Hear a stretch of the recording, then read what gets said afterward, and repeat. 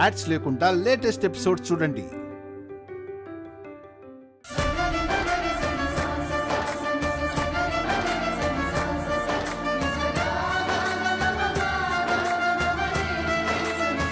ఆద్య, నువ్వు కూడా దీపాలు వెలిగించమ్మా. నాకు ఇంట్రెస్ట్ లేదు.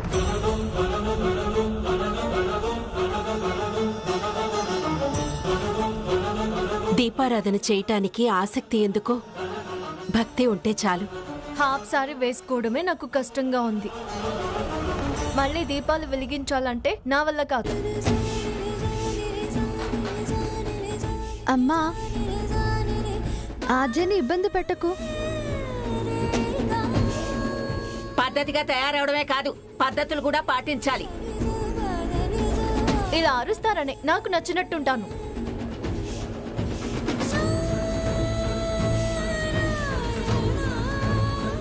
పిల్ల నచ్చని పని చచ్చినా చెయ్యదు. జానకక్క చెప్తే వినదు. సీను ఏమో ఆయన్ని తీసుకొచ్చేస్తానన్నాడు. ఆద్య ఏమో దీపారాధన చెయ్యనంటుంది. తనకెలా నచ్చ చెప్పాలి? రామలక్ష్మి, దీపాలు వెలిగించి కోనేరులో వదిలితే మంచి మొగుడొస్తాడే. పెళ్ళైన వాళ్ళకేమొస్తుంది? ఉన్న మొగుడు మంచిగా ఉంటే చాలే. ఏమే, మంచి సంతానం కలుగుద్దని చెప్పొచ్చు కదే. అది చెప్పకుండా నండంటావేంటే నువ్వు? ఆద్య వెలిగిస్తుందనా? నా జీవితంలో ఎలాంటి మొగుడు రావాలో నేనే డిసైడ్ చేసుకుంటాను. మా కాలంలో నేనెప్పుడు ఇలా మాట్లాడటం ఎరగను. ఆద్య, 2 దీపాలైనా వెలిగించు. అది కాదమ్మా, కోనేట్లో దీపాలు పెడితే చాలా మంచిదమ్మా. నన్నెందుకు విసిగిస్తున్నారు? మీ పూజలేవో మీరే చేసుకోండి.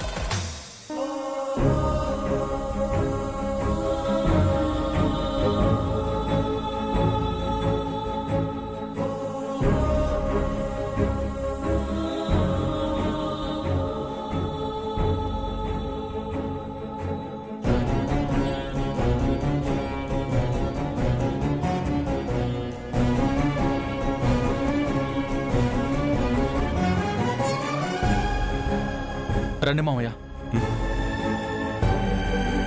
నమస్కారం రఘురామయ్య. నమస్కారం అండి. బాగున్నారా? బాగున్నాను. మీ అమ్మాయికి రాజమండ్రి సంబంధం చూశారని విన్నాను. అవునయ్యా, అబ్బాయి ప్రభుత్వ ఉద్యోగం చేస్తున్నాడు.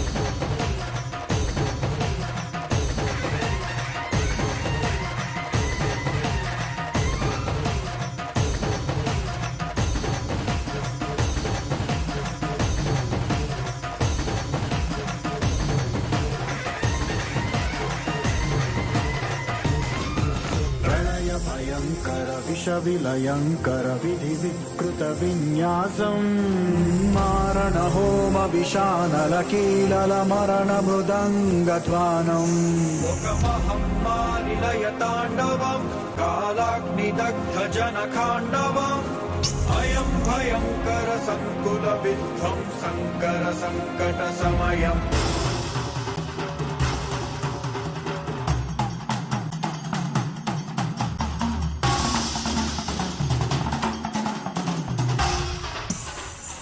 పార్వతి, ఈ దీపాలు దేవుడి దగ్గర పెట్టొస్తాను. అలాగే వదినా.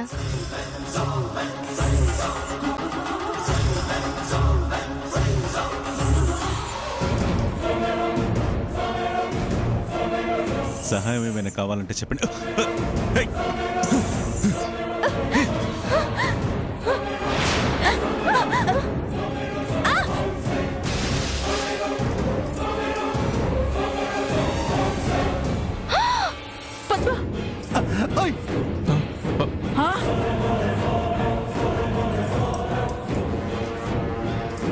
చెబుతామా?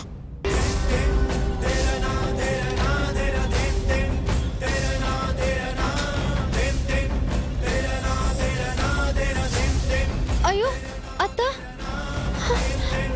అత్త జాగ్రత్త.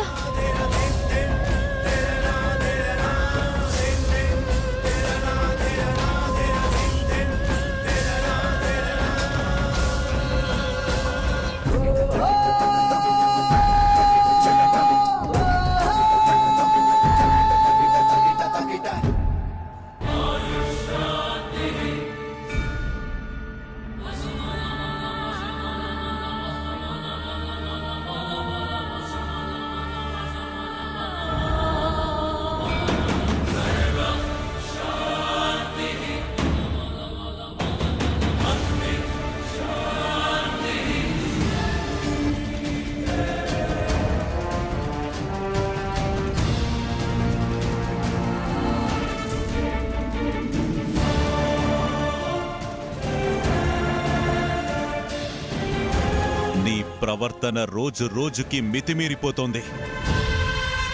పొద్దున్నుంచి ఉపవాసముండి ఇప్పుడు దీపాలు వెలిగిస్తే అవి ఆరిపోయేలా చేశావు.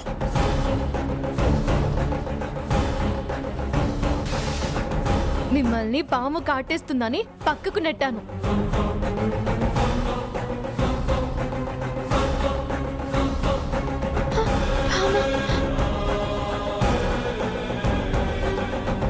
నోరు మూస్తావా? అబద్ధం ఆడటానికి సిగ్గు లేదు. ఎందుకలా మాట్లాడుతున్నారు?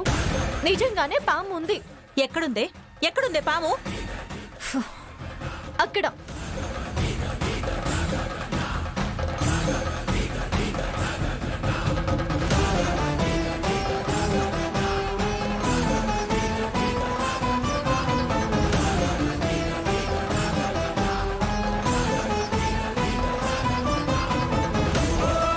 బావగారిని నెట్టేసి ఆయన కింద పడి అందరి ముందు నవ్వుల పాలు కావాలి అనుకున్నావా? నో. ఏంటి నో నో నో అంటే అయిపోతుందా? నువ్వన్నట్టు అక్కడ పాము ఉండాలి కదా.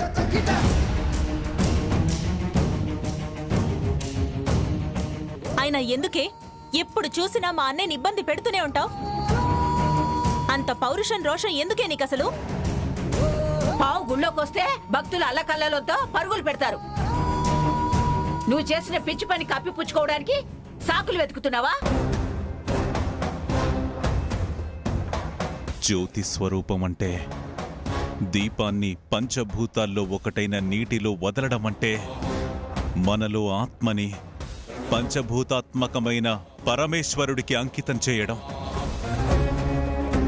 అయితే నీలో అంతరాత్మకి బదులు అహంకారం ఉంది.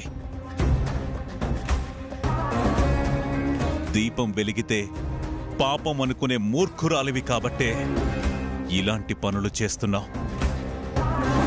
పాము కాటేసుండుంటే ఇలా అనేవారే కాదు. ఆపేయ్ ఆపేయ్ ఆపేయ్ ఆపేయ్ ఆపేయ్ ఆపేయ్ ఆపేయ్ ఆపేయ్ ఆపేయ్.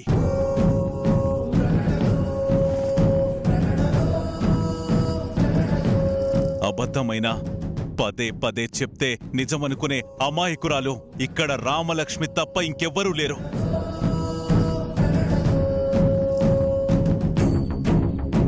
అయినా నిన్నని లాభం లేదు.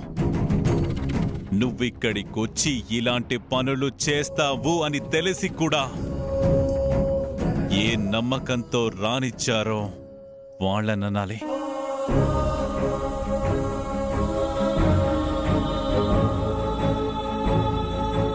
రఘు, జరిగిందేదో జరిగిపోయింది. వచ్చి జంటలుగా దీపాలు వెలిగించండి.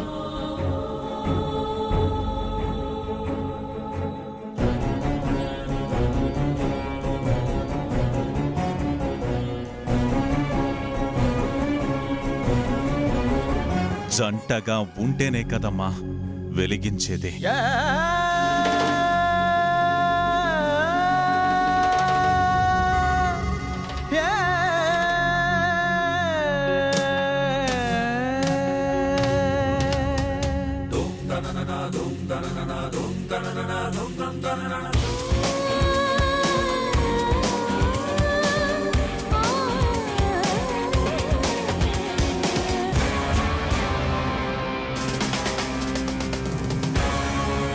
అన్నయ్య వదిలిన దీపాలు వెలిగించకపోతే రెండోసారి మనం ప్రమిదలు వెలిగించడం ఏంటి?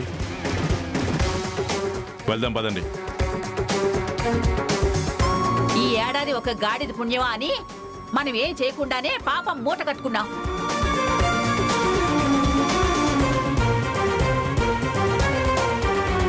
ఇంకేం చూస్తారు? ఎవరిని చూస్తారు? వెళ్దాం పదండి. సీను, మీ మావయ్యే లేడిక్కడ. ఇక మనమెందుకు దండగా? పోదాం పద. పదండి.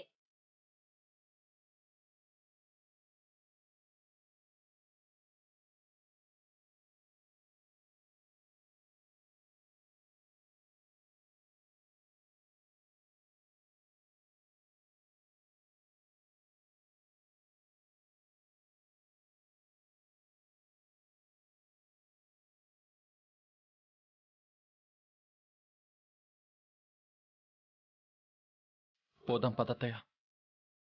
నువ్వు వెళ్ళు సీనయ్య. అమ్మని నేను తీసుకొస్తాను బావా. సరే.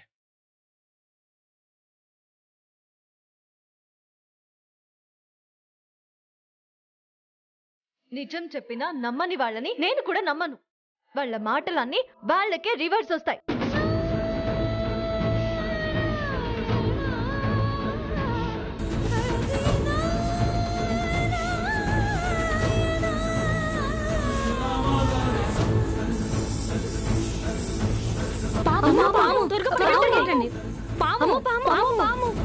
త్వరగా త్వరగా.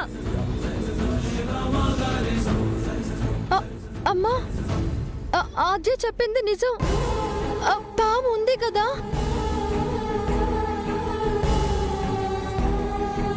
సాక్ష్యం లేనప్పుడు సత్యం చెప్పినా నమ్మరు రామా.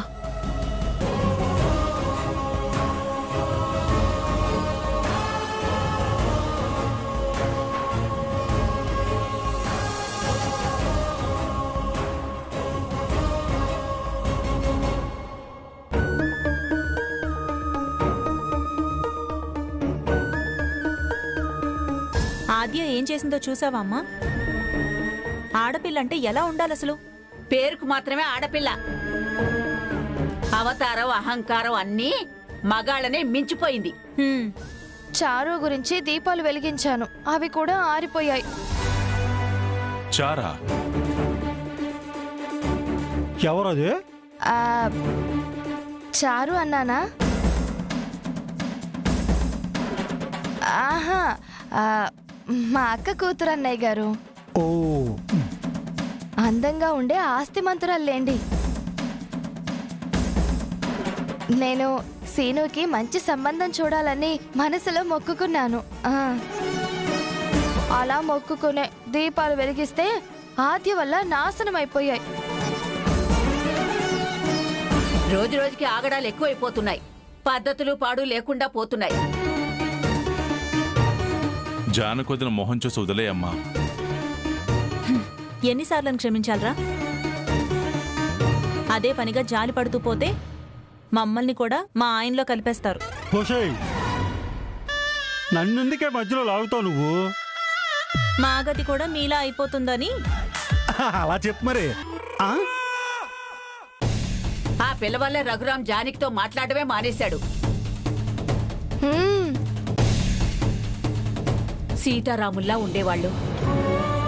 ఒకే ఇంట్లో ఉన్నా అమెరికా కన్నా ఎక్కువ దూరం పెరిగిపోయింది వాళ్ళ మధ్య. ఊరుకోమ్మా, వదినొస్తుంది.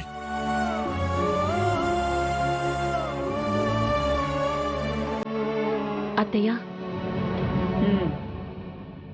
పద్మ,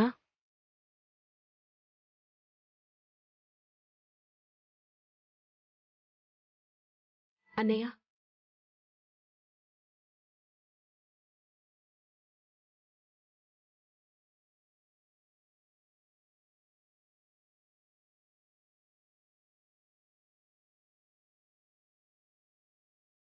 పేకల దాకా కోపం ఉన్నప్పుడు ఇది గొంతులోకి ఎట్టా దిగుద్దా అని. ఊరుకుంటారా? మీరు మాట్లాడుకోవడం అంతా నా చెవిన పడింది పద్మ.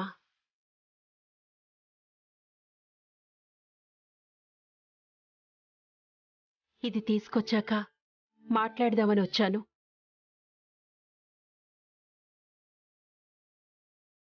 నా చెల్లెలు సంధ్య కూతురు ఆర్చని పంపించేయాలనేగా మీరంటున్నారు.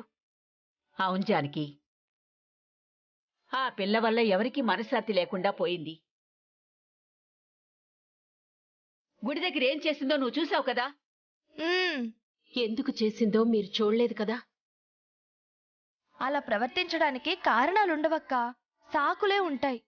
అలా అనుకున్నప్పుడు ఆ విషయం గురించి మాట్లాడుకోవడం అవసరమా పార్వతి? అమ్మా, నువ్వు చెప్పు. ఆ పెళ్లి ఇక్కడ ఉండొద్దు అంతే. జానకి, తన మీద కోపంతో చెప్తున్నావు అనుకోకు. నీ మీద జాలితో చెప్తున్నాననుకో.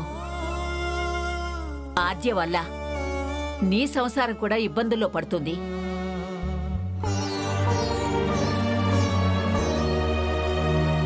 తన తప్పులు లెక్క పెట్టడం లేదు గాని నీ జీవితం, రామలక్ష్మి భవిష్యత్తు వీటి గురించి కూడా ఆలోచించి ఒక నిర్ణయానికి వచ్చాం. అమెరికా పంపించేద్దామంటారా మరి? అమ్మను పూర్తిగా చెప్పనివ్వండి. సరే చెప్పండి. అంత దూరం వద్దులేరా. తల్లి లేని పిల్ల అని మాకు కాస్త కనికరం ఉంది కనుక దగ్గరలోనే పట్టణంలో ఏదైనా హాస్టల్లో ఉంచు. నెలకు 10,000 ఖర్చులకి మనమే పెడదాం.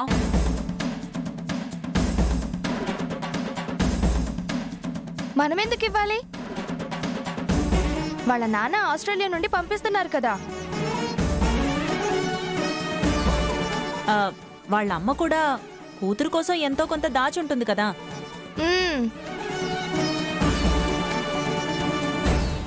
ఏమంటావు వదినా? ఇంకా ఎవరైనా అనేవాళ్ళున్నారా?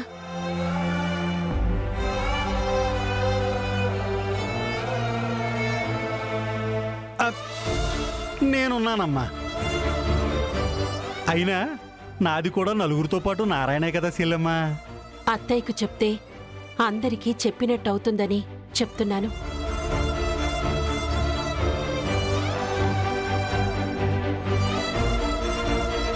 ఆజ్ఞను నా చేతుల్లో పెట్టి ప్రాణం విడిచిన నా చెల్లి కోరికేంటో తెలుసా?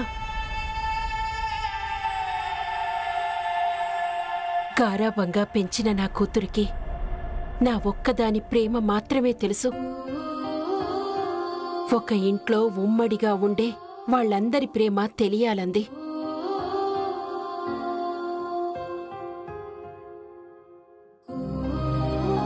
ఆడపిల్లను మహాలక్ష్మి అని పిలిచే సంప్రదాయ కుటుంబంలో కలివిడిగా తిరగాలంది.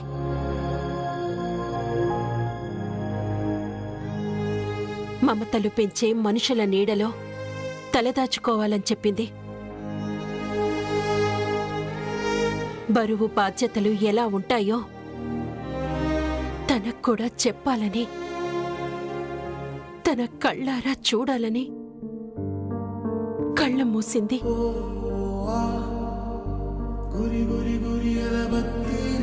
మీ చెల్లి కోరికలు చాలానే ఉన్నాయి వదినా.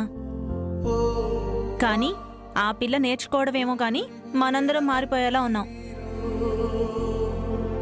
ఒకరంటే ఒకరం తిట్టుకుని కొట్టుకుని రోడ్డు మీద పడేలా ఉన్నాం. నిజమే. అందులో ఎంత నిజముందో నేను చెప్పే దాంట్లో కూడా అంతే నిజముంది.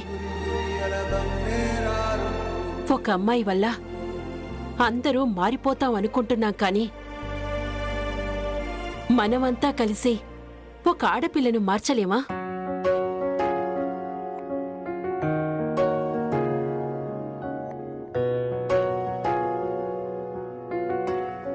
తనలోకి మనం వెళ్ళలేం, మనలోకే తనని తెచ్చుకోవాలి. ఒకసారి ఆలోచించండి అత్తయ్య.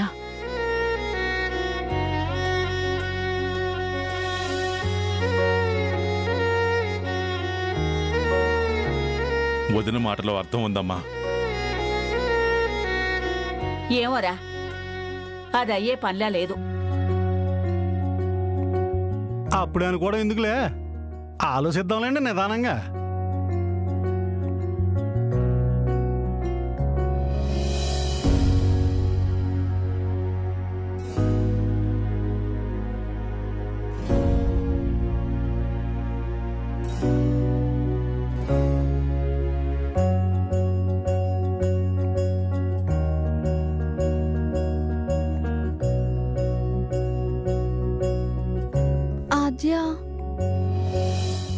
నువ్వెంత బాధపడ్డావో నేను ఊహించగలను.